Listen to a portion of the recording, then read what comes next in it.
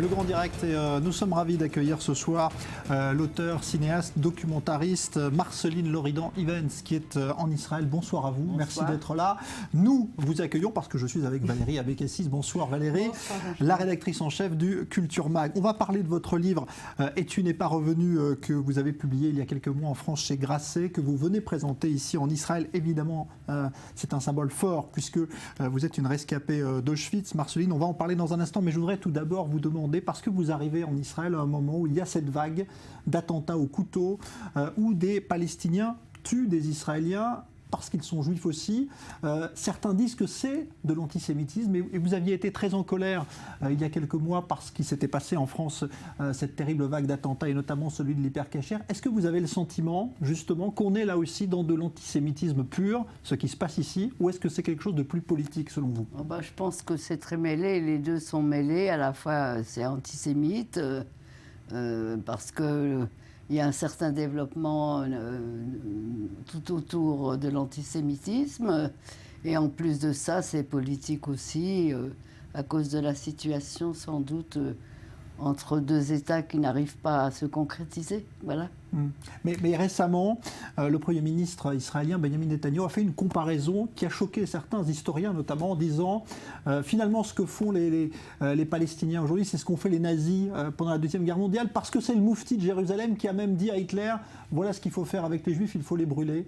C'est ce qu'a dit Netanyahou, et ça n'a pas été... Moi, je pense que on en a fait toute une montagne, à mon avis, parce que je pense que ce sujet a été largement abordé entre le grand mufti et Hitler aussi. Et d'ailleurs, le grand mufti de Jérusalem a été un des collaborateurs de Hitler depuis les années 39, 38, 39. Il y avait eu aussi beaucoup de pogroms avant. Donc, c'est difficile de jouer. C'est des jeux politiques qui m'agacent de toute façon et qui ne m'intéressent pas. Je pense que c'est une bêtise de sa part, mais ça ne méritait pas que tout le monde se jette sur cette histoire pour des raisons politiques. Et ceci dit, j'ai moi-même parlé à la télévision française du Grand Mufti quand j'ai été interviewée sur ce livre, et je pense qu'il a été... S'il était passé au tribunal de Nuremberg, il aurait été exécuté pour ses méfaits et pour avoir aussi créé une brigade de 12 ou 14 000 ou 15 000 SS qui ont fait beaucoup de dégâts à cette époque. Quand vous parliez de la situation en France il y a quelques mois après les attentats du mois de janvier, oui. Est-ce que vous avez l'impression que les choses empirent en France aujourd'hui, en Europe, et qu'Israël est un refuge pour les Juifs du monde aujourd'hui ou pas ? C'est difficile de dire parce que moi je vis de façon quand même relativement privilégiée. Je n'habite pas dans des quartiers où je suis attaquée. Je sais quand même que les gens ont peur. Je suis allée à Berlin et les gens avaient la même inquiétude que moi. Alors Valérie Abékassis, il faut parler quand même de ce livre, mais d'abord du fait de venir parler de la Shoah en Israël, à un moment où il se passe d'ailleurs ces événements. Alors justement, c'est une question que je voulais vous poser. Il y a, voilà, sur cette impossible, cette indicible Shoah, deux figures importantes. Il y a Lanzmann, qui est impérieux, pédagogue, imposant, et puis il y a vous, petite bonne femme rousse qui n'a peur de rien, une punk qui est toute maigrelette. Vous arrivez ici pour présenter ce livre, vous arrivez en Israël, vous allez présenter deux films. Comment les Israéliens accueillent-ils votre venue, votre livre et les deux films que vous allez présenter ? C'est difficile de le dire parce que je viens juste d'arriver. Il va falloir que je sois confrontée à ce public. Mais je suis déjà venue en Israël. J'ai reçu un grand prix au Festival de Jérusalem pour ce film La Petite Prairie au boulot, qui était le retour d'une...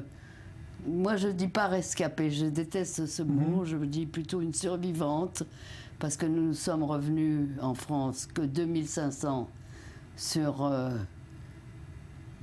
76 et quelques mille, et que nous disparaissons chaque jour un peu davantage, et que nous sommes peut-être 200, 160, 200 à l'heure actuelle en France survivants. C'est plutôt une survivance, parce que rescapé, déporté sont des mots qui ont été utilisés dans beaucoup de situations, et quand un avion tombe, on dit aussi ce sont des rescapés et ça n'a pas le même sens. Marceline, je voudrais juste revenir sur la question d'Israël, puisque en Israël, la Shoah est institutionnalisée, on a envie de dire, à des fins politiques, à des fins nationalistes. Et dans le fond, le côté humain, la façon dont vivent certains survivants de la Shoah est épouvantable. Il y a quelques mois, on vous avait demandé dans le Culture Mag de réagir sur l'élection de Miss Shoah. Et vous aviez dit... C'est indicible, donc je ne juge pas. Vous n'avez ni adoubé, ni condamné. Qu'est-ce que vous pensez du sort fait ici aux survivants de la Shoah? Moi, je trouve que c'est épouvantable. C'est-à-dire, je trouve que c'est anormal, quoi. Je pense que je comprends très bien. Moi-même, en 1947, je me suis engagée pour combattre en Israël. J'ai pas été prise parce que j'étais mineure. Et en plus de ça, j'ai suivi par la suite un tout autre chemin. Mais il a fallu 30 ans en France pour qu'on puisse reconnaître ce qu'avait été la destruction des Juifs d'Europe. Je préfère ce mot aussi, la destruction des Juifs d'Europe, qui dit clairement les choses, parce que toute l'Europe a été impliquée dans la destruction des Juifs. Et je trouve anormal, effectivement, en Israël, on n'ait pas tenu compte. Je comprends très bien que c'était un peuple qui avait besoin de combattre, de se valoriser, de prendre les armes, combattre aussi bien contre les Britanniques à l'époque, les roublardises des Britanniques.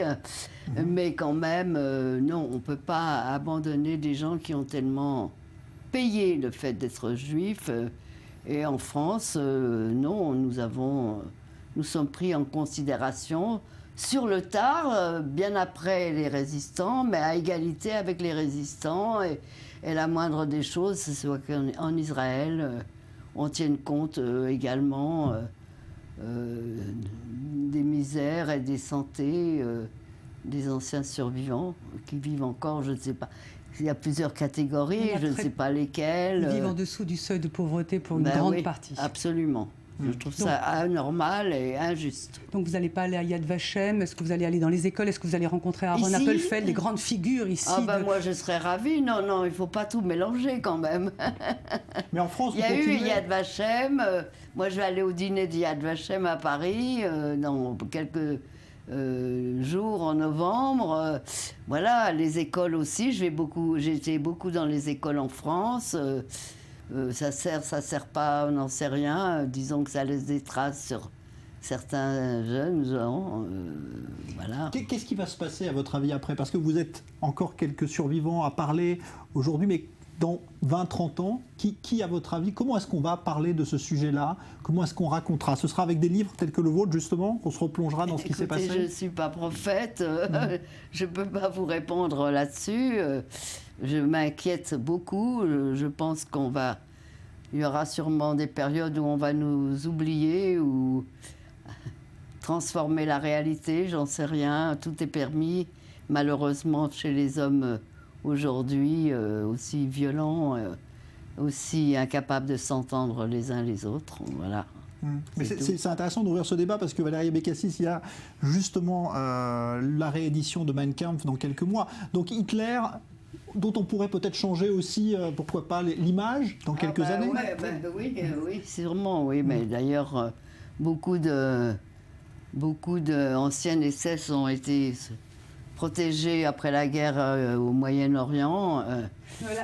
La question, si vous voulez, c'est que même si ce n'est pas vraiment un débat, mais Mein Kampf retombe dans le domaine public. En janvier 2016, ça va être réédité. Qu'est-ce que vous, qui n'avez peur de rien, qui ne craignez rien, qui avez toujours eu les mots pour dire tout ce qui vous passait par la tête, qu'est-ce que vous pensez, Marceline, la tête d'Hitler va être à nouveau dans les médias, dans les réseaux sociaux. Il va y avoir une communication autour de Hitler. L'Allemagne a acheté un livre qui s'appelle « Il est de retour », qui a cartonné, un livre comique, on n'ose même pas le dire, sur le fait que Hitler revienne, et ça a fait rire les Allemands. Qu'est-ce que vous pensez, Marceline, de Hitler comme un produit culturel? Qu'est-ce que ça va vous faire? Qu'est-ce que ça vous fait? Moi, ça me fait épouvantable. Je ne le supporte pas et je n'achèterai pas Mein Kampf et je ne comprends pas la réédition de Mein Kampf. Voilà, c'est tout ce que je peux vous dire. J'ai vécu la mort de 50 personnes et plus même de ma famille. Je n'ai plus de famille. Ma famille a été détruite par ce qui s'est passé pendant la guerre. Et l'idée que... non, je suis contre la réédition de ce livre.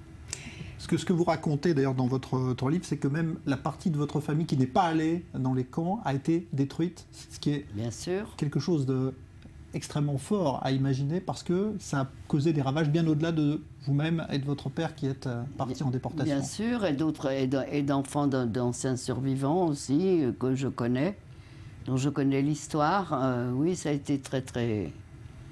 Les conséquences ne sont pas terminées et malheureusement les hommes sont incapables d'avoir une vision du monde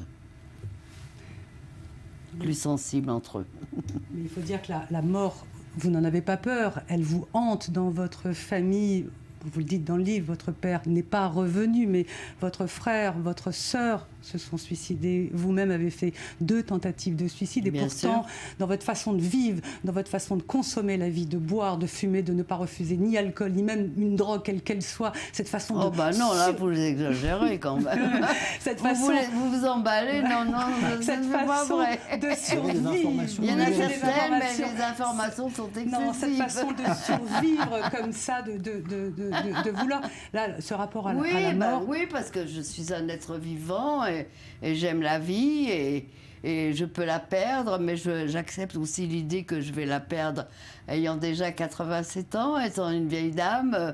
Donc oui, effectivement, je peux la perdre, ma vie, mais nous sommes tous dans le même cas. Nous ne sommes que de passage, il faut commencer à l'accepter, à le comprendre et ne pas mourir de trouille de mourir un jour. C'est-à-dire que vous avez, dans votre livre, vous dites que finalement c'est votre père qui vous a dit vous allez survivre. C'est le dernier mot qu'il vous dit d'ailleurs, je crois, quand vous arrivez à Auschwitz. Vous allez survivre. Non, il me dit ça à Drancy et il me dit toi tu reviendras peut-être parce que tu es jeune, mais moi je ne reviendrai pas. Voilà, c'est cette phrase qui m'a obsédée. C'est ce qui vous a permis, à votre avis, de passer cette épreuve? Ah non, ça n'a rien à voir. Ouais. Ça a été un des facteurs, mais c'est ma force intérieure, je sais pas, c'est la chance aussi, la chance à des moments précis où j'aurais pu mourir, de ne pas être de ce côté-là. Peut-être que c'est parce que j'avais des choses à faire, je ne sais pas, il n'y a pas de réponse. Il y a des questions sans réponse. C'est un livre formidable qui est sorti donc l'année dernière, qui a été traduit, vous venez de nous le dire, en 18 langues. C'est plus qu'un témoignage. Bien évidemment que c'est un témoignage, mais c'est aussi la lettre d'une petite fille à son père. Vous avez l'âge, presque 1 an de plus que l'âge de votre papa lorsqu'il est entré à Auschwitz-Birkenau. Ah non, il avait 40 ans, mon père. Quand il est rentré à Birkenau, il n'avait pas un an de plus. Il avait 86 ans. Ah non, il était jeune. C'était un bel homme, jeune. Cavaleur comme beaucoup d'hommes, sans doute. Mais c'était un homme très vivant. Non. Et que vous avez croisé dans le camp, et il vous a donné une tomate, un oignon, et puis ensuite un petit mot qui a servi de moteur, de fil rouge. Il a fallu des mois entre les 2 événements. Hein. Oui, un petit mot avec juste ma chère petite fille, et la fin Shloimeh, et tout le reste est effacé. C'est avec ça que vous avez vécu pendant toutes ces années? Oui, j'étais assez obsédée par l'absence de mon père et d'avoir pensé souvent qu'il eût mieux valu que lui revienne pour cette famille que moi, parce que moi j'étais un être jeune, seul, et lui il avait la responsabilité de beaucoup d'enfants qui avaient encore besoin de lui, dont moi aussi d'ailleurs. Mais j'étais prête à échanger ma vie contre la sienne, oui. Il nous reste très peu de temps, parce qu'évidemment, il y a beaucoup de choses à retirer de ce livre. La difficulté du retour dont vous parlez aussi, de ces gens qui voulaient absolument que vous repreniez pied dans la vie à votre retour. C'était cette nécessité pour les gens de reconstruire, de refaire des familles, Voilà, c'est la force du peuple juif aussi, sans doute, de dépasser toutes les souffrances et d'avoir la force de continuer, de revivre. C'est donc Et tu n'es pas revenu, que vous venez présenter ici en Israël. Donc pour la première fois, il a été, et vous l'avez dit Valérie, traduit dans de nombreuses langues. Et tu n'es pas revenu, c'est publié chez Grasset. Marceline Loridan-Ivens, c'est évidemment avec plaisir qu'on vous a reçu ce soir ici. Et donc Merci, dans ce climat très troublé, évidemment, des événements dont vous parliez. Toujours troublé, hélas, en espérant un jour que 2 États pourront être concrétisés et que les gens s'acceptent mieux et que l'antisémitisme permanent dans la propagande musulmane cesse. Merci Marceline Loridan-Ivens, merci Valérie Abécassis. Merci à vous. Nouveau journal à venir dans un instant. Bonne soirée.